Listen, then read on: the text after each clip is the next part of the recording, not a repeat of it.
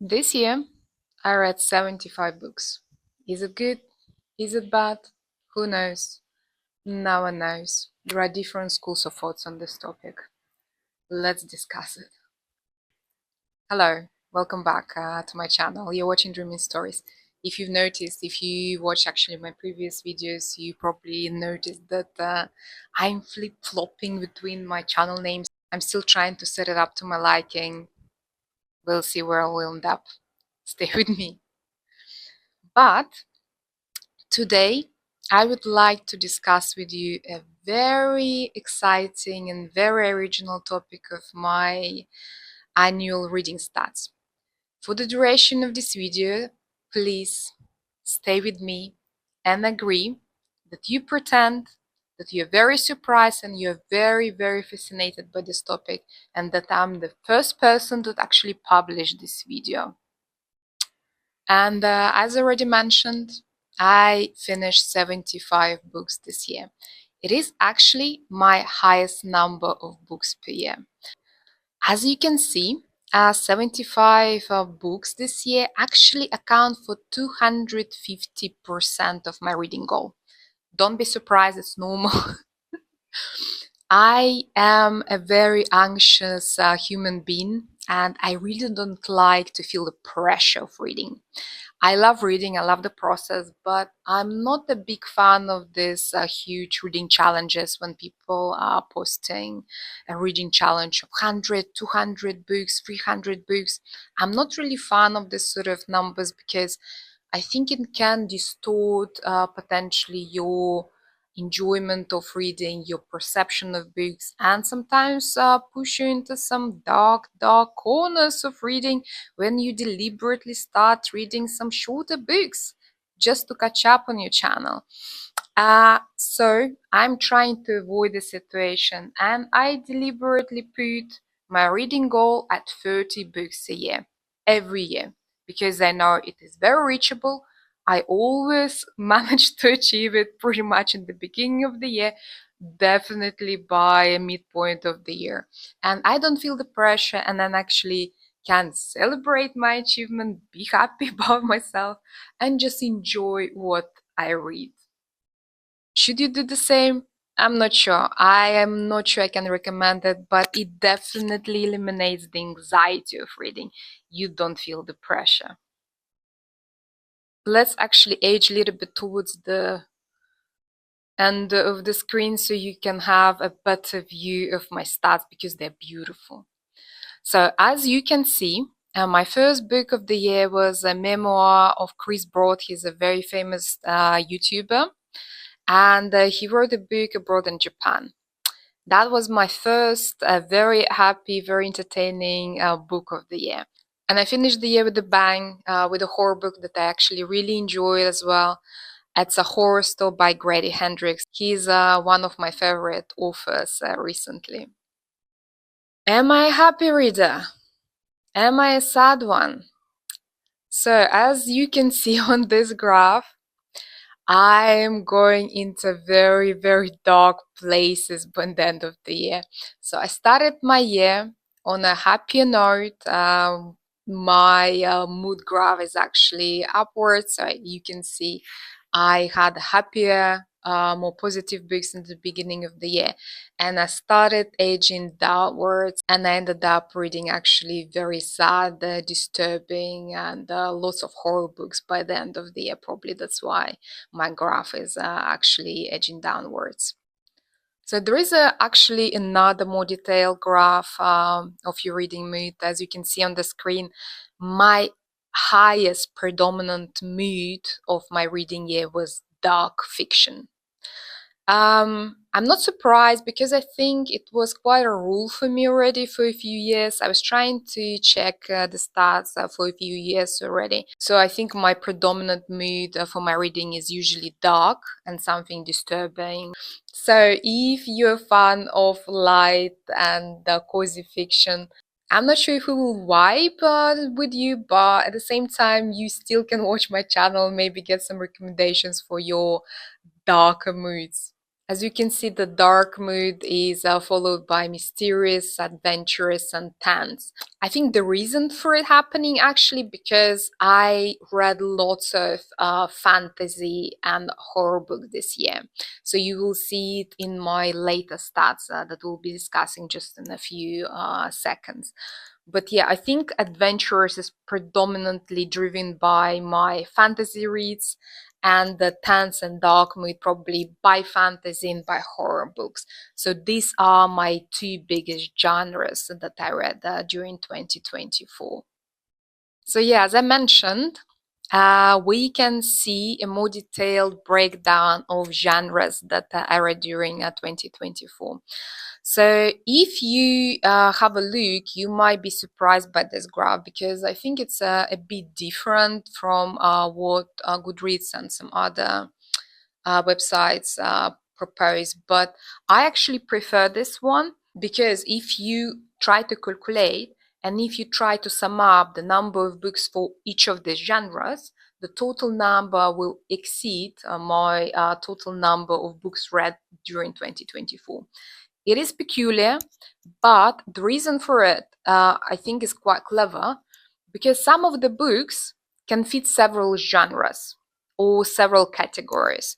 Let's say if you read some dark fantasy, it can classify as a fantasy and a horror book at the same time. Or if, for instance, you read a short horror story collection, so it can classify as a collection of short stories and a horror book at the same time as well. So I think Storygraph, where I actually track all my reading stats. I do have a Goodreads account, but I prefer stats from Storygraph. So I think Storygraph's approach works better for me because I can clearly see what sort of genres I prefer. But at the same time, sometimes I disagree with some of Storygraph's approach to their classification. For instance, this year I read Poor Things by Alistair Gray. It was amazing. I absolutely loved this book. But for some reason, Storygraph classifies as a fantasy. I absolutely disagree with it. I don't understand why it's in fantasy category because for me it is a feminist reimagining of Frankenstein. So I would personally classify it probably in sci-fi category or maybe literary fiction or modern classics.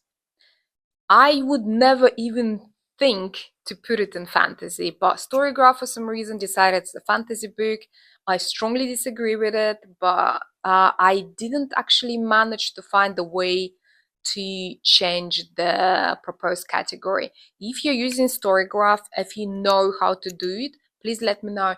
I think I tried to propose a category, but it wasn't accepted. I don't think that you can single-handedly do that. But please do let me know if you know the way to do it, because with some of the categorization, I really disagree with. But anyway, from this screenshot, you can see that my main categories during 2024 were fantasy followed by horror books. Fantasy is not a surprise for me because that's been the case for quite a few years already. I think my predominant genre is fantasy, but I think it's the first year when it's slowly changing because the horror genre was quite close to fantasy, if you see, because I've read 21 fantasy and 19 horror books. The reason for it will be apparent later when we'll be discussing actually my reading stats for each of the months. So you will see the reason for it and I will explain you. But as of now, yes, my predominant genre is fantasy, followed by horror books. I also read 16 books of literary fiction and 11 of classics. I think this year my classics actually grew quite significantly in comparison with previous years. I am deliberately trying to read more of classic books. I just feel that probably I'm changing and I feel I'm in the mood to deep into some of the older books, because I think after the school and after the university, I got a little bit burned out on classics because it was so heavily driven by classic literature. We used to read lots of classics books, and I had to write lots of analysis and all of and lots of essays.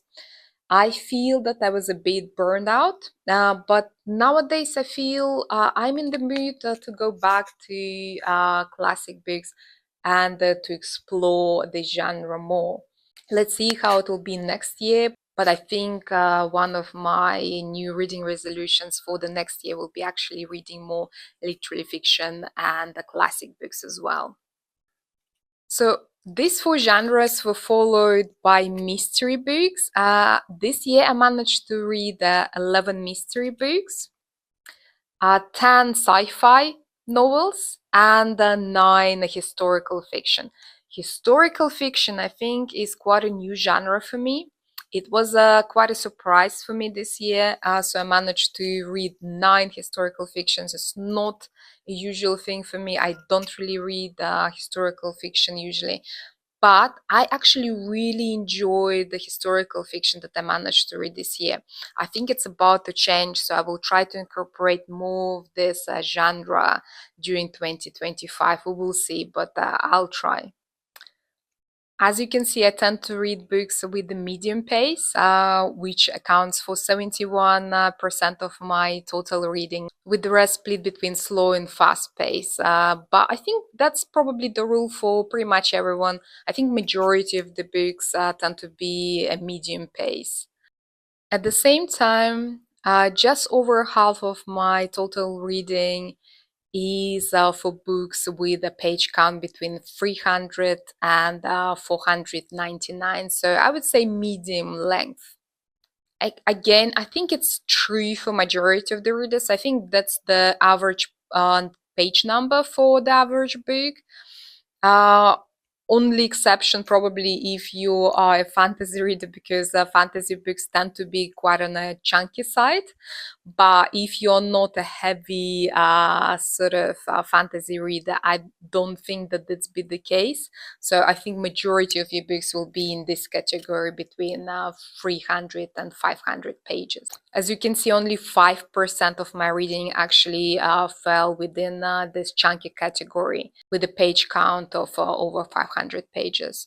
And these are probably actually fantasy books. And as I said already, I think my reading structure, my reading taste is slowly changing, and probably I will try to read a bit fewer fantasy books this year.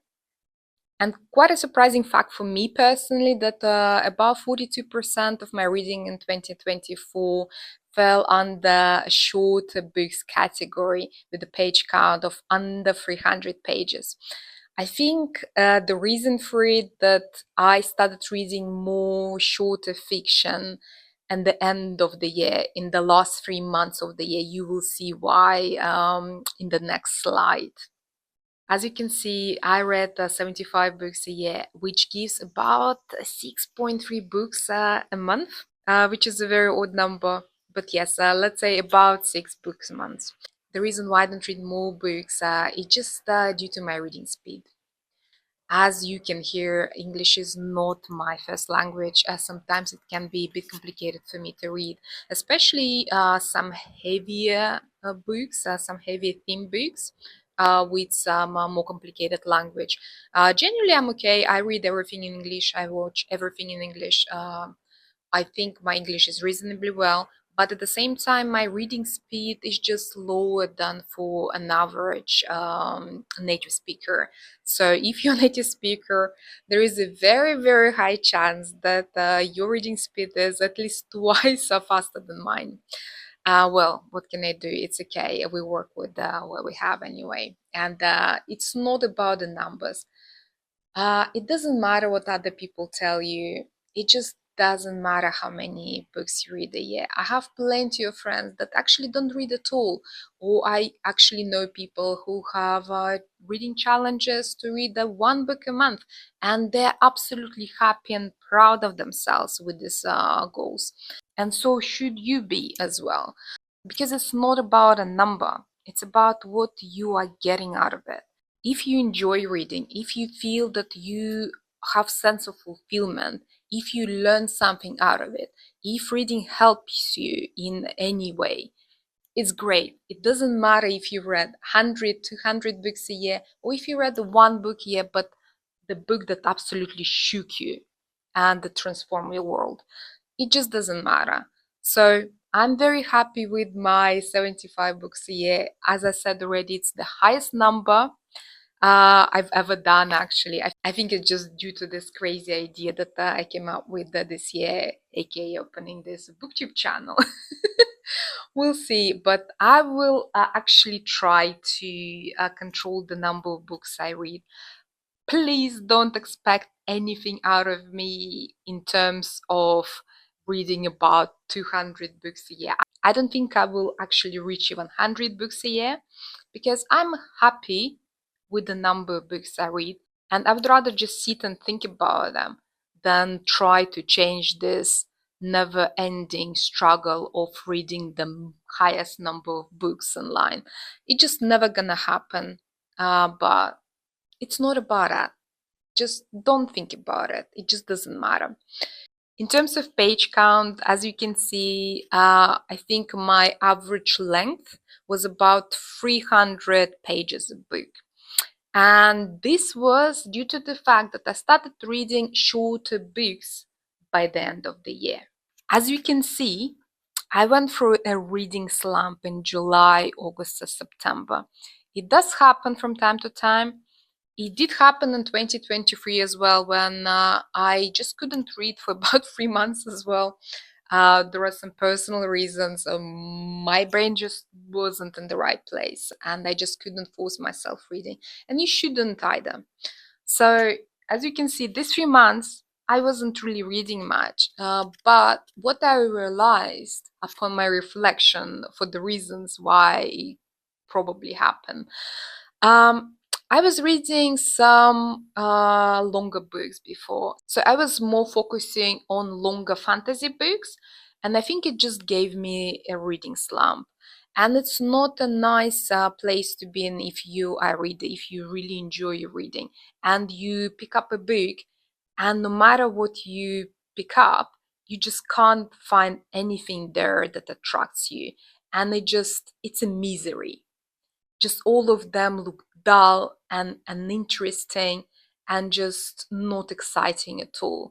And I hate this feeling. I think I still need to think about it and work on maybe better strategies how to cope with it.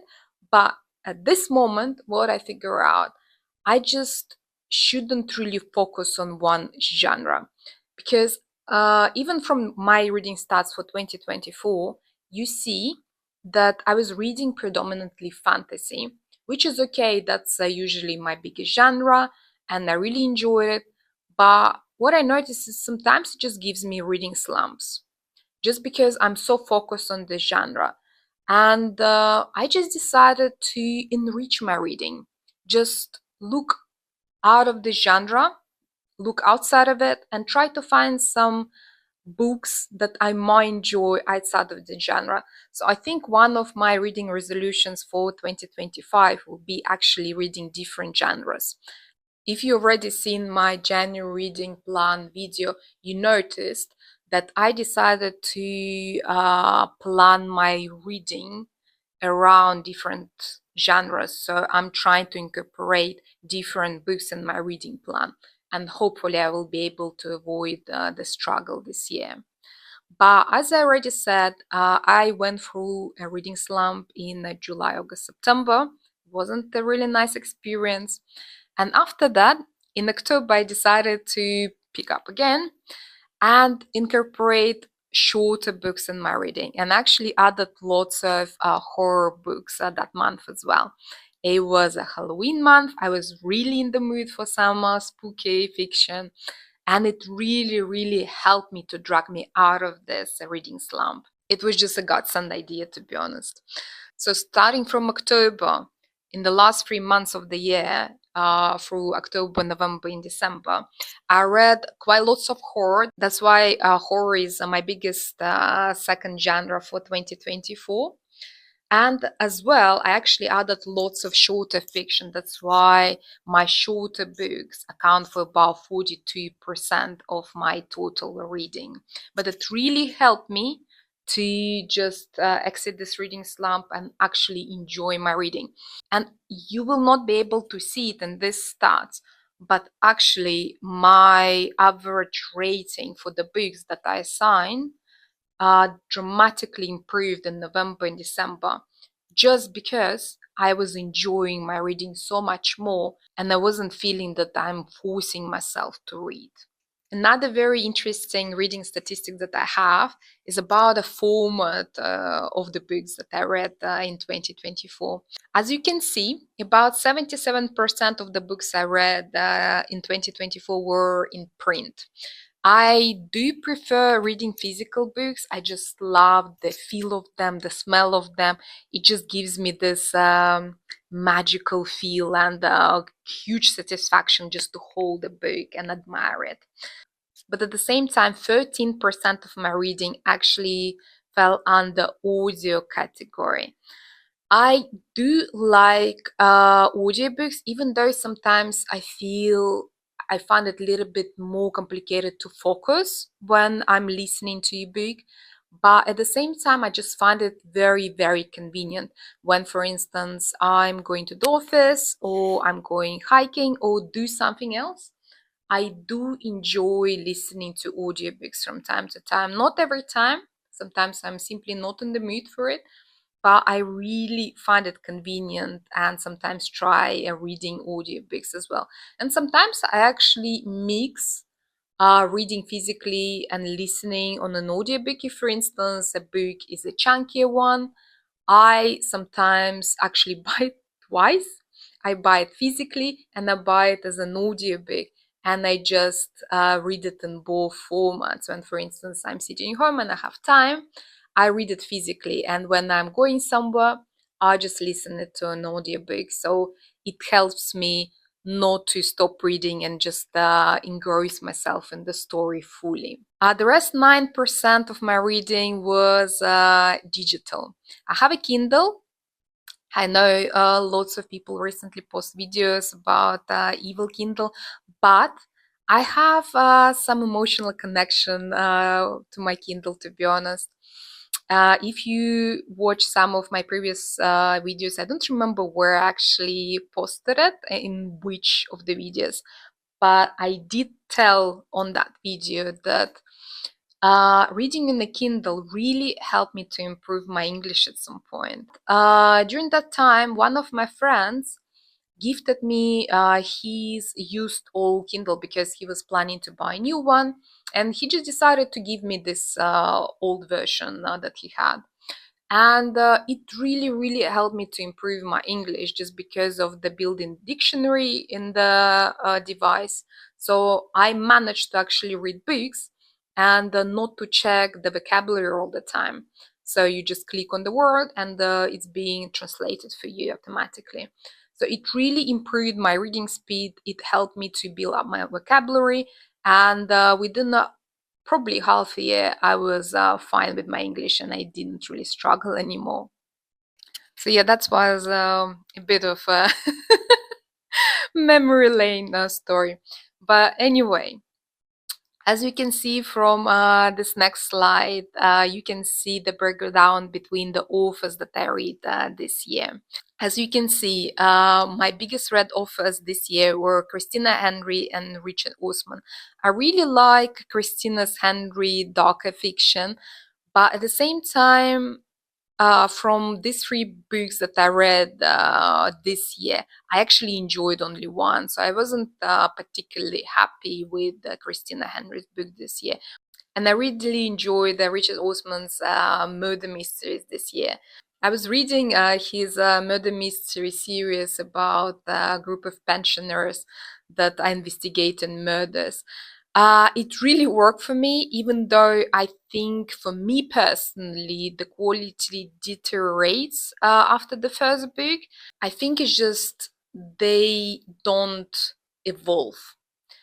What I found out, I really enjoyed the first book, but after that, the rest of the books are pretty much in the same vein, and at the same time, they're getting more and more unbelievable as for me. That's why I started enjoying them less and less, even though I still have the last book in the series to finish. He recently published a new book. I think it's the beginning of the first book in the new murder mystery series. So I will give it a go. I'm actually quite excited about that. But I'm still intending to finish this murder mystery series that I started and just wrap it up, because in general, I really, really like the characters. But at the same time, I feel it actually helps that it's set in the UK. It's set in Tunbridge Wells, and I've been there, so I know the place, and it just feels quite cozy when you read something about an area that you are familiar with. At the same time, I finished two books by Fonda Lee this year. These are two last books in Greenbone Saga fantasy series. Mm, I have a very controversial opinion about this series. I know that majority of booktubers on YouTube absolutely love it. They promote it so widely, and I think it's a great series. Unfortunately, I never really managed to get attached to the characters, which, if you think about it, it's a very weird thing to say, because I actually finished the series and the books are chunky. But I think I was just pushing myself to the point, I just wanted to reach that point when it became great for me. And I just never did. Because I saw all these amazing reviews of the series when people were giving it such a high praise. And I kept thinking, what is wrong with me? Why I don't feel the same way? And maybe it's coming, maybe it's coming. And I just kept waiting for this moment when I actually feel the greatness of the series, when I finally emotionally connect with the characters and care about them and what's happening. It just never happened. I was so frustrated about it. But anyway, yes, I finished the series. Yeah, I mean, I still recommend it probably because so many people loved it. Unfortunately, I didn't. Well, but, I mean, it's okay. At the same time, as you can see, I read two books by Gary Stevenson, which is very odd thing because he published only one book, which means I read it twice. I actually wanted to publish a full review on this book. It's a trading game, it's a memoir. I quite enjoyed it, but I just never found the time to film it. We'll see. Maybe it will happen. I hope it will. Alice Peters used to write these murder mysteries about a monk and medieval Britain. I read a few short stories as a prelude to the main series, and I really enjoyed them, but I never managed to move actually to the actual main series. Hopefully, it will happen 2025 or maybe a little bit later, we'll see, but it's still in my plan. I remember about the series. I also read two novellas by Theodore Sturgeon, which I actually quite enjoy, even though they may appear a bit dated, let's say, but still a great read actually. Also, I read two books by Stephen King and John Connolly. If you've seen any of my previous videos, you know I absolutely love John Connolly. I find him one of the best authors that I've ever read, and I'm trying to promote him. Obviously, I don't really have an audience for it, but hopefully, I will. Stephen King, I have so many books of his. I read quite a few already, but one of my goals, one of my reading goals is actually keep reading his books, and hopefully I will manage to catch up on his library. We'll see. And finally, you can see my average rating. So my average rating is 3.8 stars. I think it improved by the end of the year. It was a bit lower before October, let's say. But since I really enjoy my reading in November, December, and actually October as well, it did improve. At the same time, you can see that I am positively skewed in my reading ratings. One thing to note, I try not to tell books ratings during my reviews. I'm not sure if it will change. I'm still debating on it, to be honest, because ratings are extremely subjective. Even for me, I may read a book and absolutely love it, and upon a read, I found out that I absolutely hate it. And our opinions change. They're influenced by our current environment, by our current moods.